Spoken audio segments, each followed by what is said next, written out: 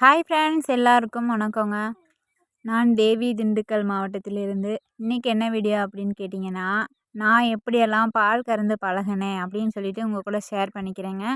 வெளியிலேருந்து பார்க்குறதுக்கு கொஞ்சம் கஷ்டமான வேலையாக இருக்கும். நம்ம அந்த வேலையை செஞ்சும்போது நமக்கு அந்த வேலை பழகிரும், நமக்கு ஈஸியாக போயிடும்.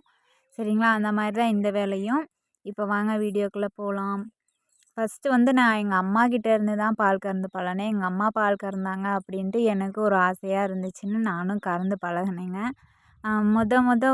கறக்கும்போது தண்ணி எடுத்துகிட்டு போய் மடியெல்லாம் சுத்தமாக கழுவிட்டு, மண் தூசி இல்லாமல் கழுவிட்டு, விளக்கெண்ணெய போட்டு கறக்க உட்காந்துட்டேன். உட்காந்து கறக்கிறேன் ஒரு 1/2 மணி நேரமாக கறந்துகிட்டே இருக்கேன்.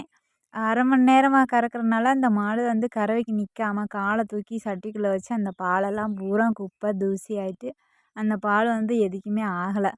சரி அப்படின்ட்டு அப்படியே விட்டுட்டேன். அப்புறம் நான் இப்போ தான் இந்த தோட்டம் போட வந்தேன்னு சொல்கிறேன் இல்லைங்களா? பக்கத்தில் பால் சென்ட்ரு போடுறாங்க, கறந்து ஊற்றுங்க லாபம் வரும் அப்படின்னு சொன்னாங்க. அதனால நம்ம கறக்கலாம் அப்படின்ட்டு நாள் உட்காந்துட்டேன். உட்காந்து நாள் கறக்கிறனால அந்த பெரு விரல், அதுக்கு பக்கத்தில் இருக்க விரல், கட்டை விரலும் அதுக்கு பக்கத்தில் விரலும் எனக்கு ரொம்ப வலி வச்சிருச்சு. அப்போ பால் கொஞ்சம் கம்மியாக தான் இருந்துச்சு. கறக்கிறேன் கறந்துக்கிட்டே இருக்கிறேன்.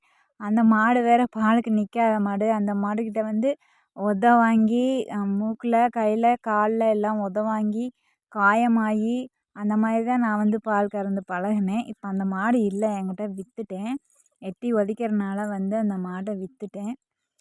அப்புறம் பார்த்திங்கன்னா, அப்படியே எனக்கு பழகிடுச்சு. இப்போ ஒரு 2 வருஷமாக பால் கறந்துகிட்டே இருக்கேன். அது எப்படின்னா, நம்ம போய் பால் கறக்கிறது உட்காந்ததையும் சட்டுன்னு ஒரு கொஞ்ச நேரத்திலேயே வேக வேகமாக பாலை கறந்துட்டு வந்துடணும்.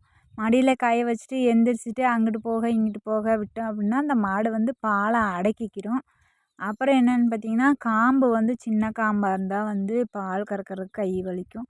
கொஞ்சம் நீளமாக இருந்துச்சு அப்படின்னா இழுக்கும்போது சர்ரு சர்ருன்னு பால் சீக்கிரமாக கறந்துடும். அப்புறம் 2 காம்பையும் ஒன்றா வச்சு இழுத்தோம் அப்படின்னாலும் நமக்கு கை வலி தெரியாது. அப்படியேவும் நம்மளால் இழுக்க முடியாது. அப்படியே இழுக்கும்போதும் மாடுகளுக்கும் காம்பு வலிக்கும்.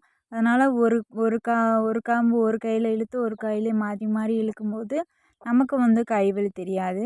எப்படி தான் கறந்தாலும் பார்த்திங்கன்னா, ஒரு நாளுக்கு அப்புறம் கொஞ்ச நாள் போச்சுன்னா தோள்பட்டை 2மே வலி எடுக்க ஆரம்பிச்சிடுங்க. அதுதாங்க. அப்புறம் ஒரு சில மாடுகள் பார்த்திங்கன்னா ஜென்ஸ், அதாவது ஆம்பளைங்க நின்னா தான் பால் கறக்கிறதுக்கு விடும். பொம்பளைங்க நின்னாங்க அப்படின்ட்டுனா பால் கறக்கிறதுக்கே விடாது, எட்டி உதைக்குங்க. அப்புறம் இன்னொரு மாடுகள் பார்த்திங்கன்னா, ஒரு சில மாடுகள் கன்றுக்குட்டி இல்லைன்னா சுரப்பவே விடாது. நானும் தான் அப்படி ஒரு மாடு வச்சுருந்தேங்க. கன்றுக்குட்டி இல்லைன்னா ஒரு சில மாடுகள் சுரப்பவே விடாது, பால் கறக்காதுங்க.